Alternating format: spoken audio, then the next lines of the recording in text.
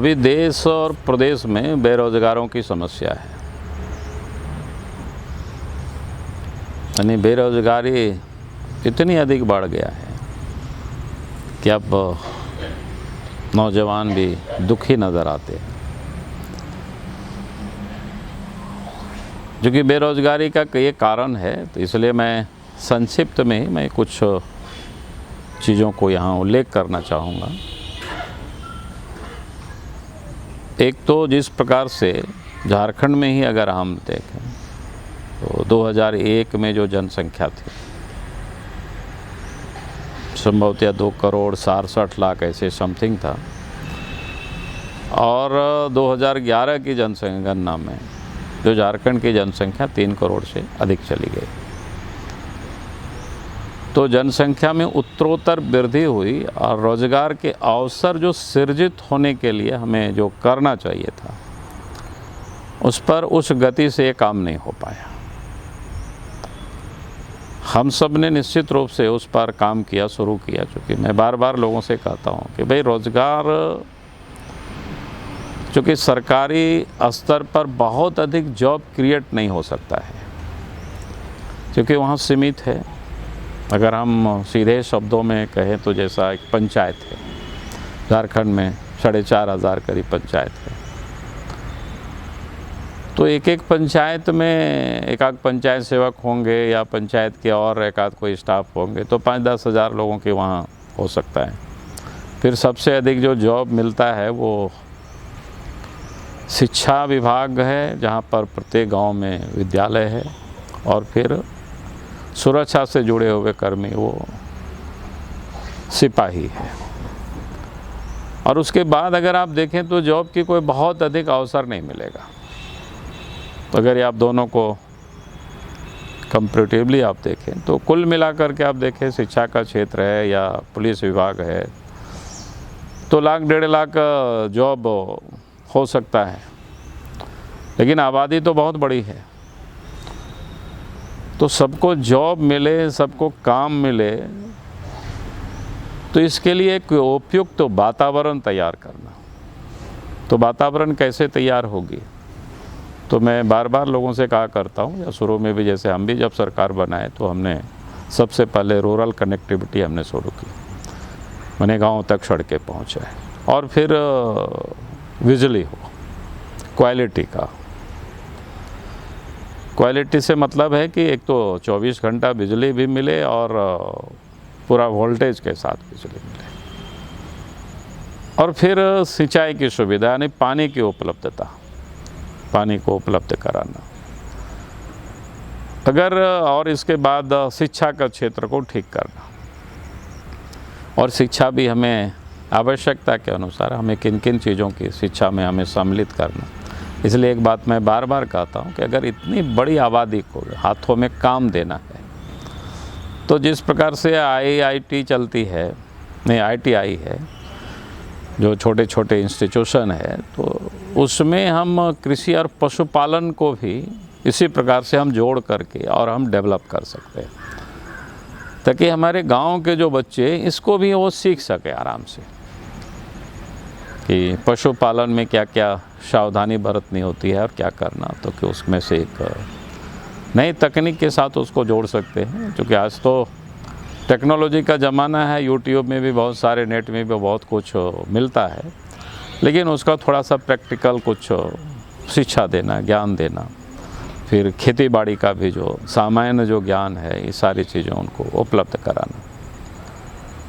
तो हम ये कह रहे थे कि भाई अगर रोज़गार, अगर बिजली भी होगी तो फिर उससे भी जुड़े हुए कई रोज़गार लोग कर सकते हैं। जैसे बड़े बड़े शहरों में आप देखें, कोई बैग की सिलाई कर रहे हैं, कोई कुछ बना रहे हैं, कम पूंजी में छोटे छोटे मशीन भी आ गए हैं, और बिजली रहे तो उसको भी ठीक कर सकते हैं। जैसे अभी ये कह रहे हैं कि पूरी दुनिया पर्यावरण को लेकर के चिंतित है। झारखंड में माने पूरा जो क्षेत्रफल का लगभग ये 29% से करीब अधिक है, या फॉरेस्ट एरिया है, या लोगों के पास भी बहुत सारे बंजर भूमि है। तो हम उन बंजर भूमि पर भी हम कुछ ऐसे पेड़ लगा सकते हैं, जैसे पालस जैसे पेड़ लगा सकते हैं जो आसानी से तुरंत लगता है और तुरंत पत्ता भी छोड़ता है। तो मैं ये कह रहा था कि छोटे छोटे मशीन होता है, फिर उसके पत्तल भी हम बढ़िया से बना सकते हैं और देश और दुनिया के बाज़ारों में उसकी भी हम मार्केटिंग कर सकते हैं, जिससे पोल्यूशन से, जो आज प्लास्टिक का जो काफ़ी प्रचलन चला है, आप जगह जगह देखें कि फोम का या बाकी चीज़ों का जो पत्तलें चलती है, वो स्वास्थ्य के लिए भी उचित है, ये नहीं है, उपयुक्त तो नहीं है, लेकिन चल पड़ा है। तो हम झारखंड इस क्षेत्र में लोगों को, हमने छोटे छोटे उदाहरण बताए कि इस प्रकार से कृषि प्रोडक्ट को भी हम बिजली रहे तो फिर घर में उसको रख सकते हैं, फिर अच्छे ढंग से मार्केट तक पहुंचा भी सकते हैं। तो ये जो जब तक हम इस पर विचार नहीं करेंगे, इस पर जब तक काम नहीं होगा, तो इतनी बड़ी आबादी को रोज़गार नहीं दिया जा सकता है, फिर उनको हम प्रेरित नहीं कर सकते उद्योग धंधे की ओर, क्योंकि आज वो कहीं दिखाई नहीं पड़ता है। बिजली नहीं तो लोग नए नए इनोवेटिव आइडिया भी लोग उसको धरती पर उतार नहीं पाते। तो हमें लगता है कि इन क्षेत्रों पर काम होनी चाहिए, और इस क्षेत्र में काम होगी तो निश्चित रूप से हमारी जो आने वाली जो पीढ़ी है वो उस ओर प्रेरित होंगे। और उसके साथ साथ मैं तमाम लोगों से भी हम निवेदन करेंगे कि भाई हमारे जो परिवार नियोजन, इसको भी बिल्कुल जनसंख्या नियंत्रण पर समाज को ध्यान देनी चाहिए। अगर जनसंख्या वे हताशा ये वृद्धि होती रहेगी, समाज इस पर जागरूक नहीं होंगे, तो फिर आगे आने वाले समय में और कठिनाई पैदा हो सकती है। क्योंकि आप जितनी भी विकसित देश है, अगर उसको आप देखें, आप विकसित राज्यों को भी देखेंगे, वहाँ जनसंख्या बिल्कुल स्थिर हो गई है। जनसंख्या का जो विकास दर है उसमें से गिरावट आई है, जो पूर्व की जो विकास दरें थी। तो जब स्थिर हो गया तो उनके पास डेवलपमेंट ने विकास भी दिखता है, और लोगों के अंदर में भी जो अच्छे लाइफ लोग जी रहे हैं, क्योंकि परिवार उतना ही है उनके पास जितने उनके पास संसाधन है। झारखंड में संसाधनों की कमी है और जनसंख्या उसके अनुपात में थोड़ी अधिक हो गई है। तो हमें समाज को इस पर भी जागरूक करनी चाहिए, ताकि जनसंख्या में भी कंट्रोल समाज खुद ब खुद कर सके, व्यक्ति परिवार। तो निश्चित रूप से जो लाइफ स्टैंडर्ड है या फिर जॉब की जो संकट है वो भी धीरे धीरे कम हो जाएगी। आज आप देखेंगे जिन राज्यों में जनसंख्या स्थिर है, तो उन्हीं राज्यों में रोज़गार के लिए लोग यहाँ से आगे जा रहे हैं। अब दक्षिण के राज्य, अगर यहाँ से लोग रोज़गार के लिए कहाँ भाग रहे हैं, तो दक्षिण की ओर लोग भाग रहे हैं। तो उन राज्यों में जनसंख्या वृद्धि दर आज के तारीख में कम है।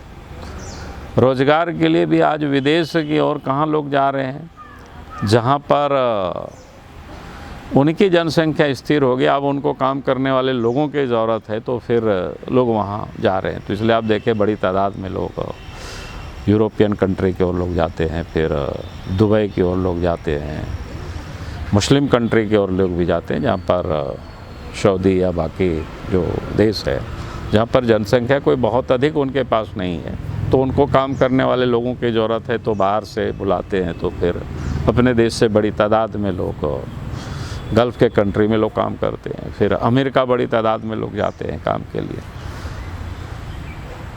तो मैं ये कह रहा था कि हमें इन सारी चीज़ों को एक साथ समग्रता से विचार करना। अगर एक परिवार ये भी सोचे कि भाई हम समाज के लिए कोई इतनी बड़ी बोझ को नहीं पैदा करें, तो इसको भी ध्यान में रख करके जनसंख्या पर वो विशेष ध्यान दें, तो हम समझते हैं कि ये जो बेरोज़गारी की समस्या है ये अपने आप फिर सॉल्व हो जाएगी।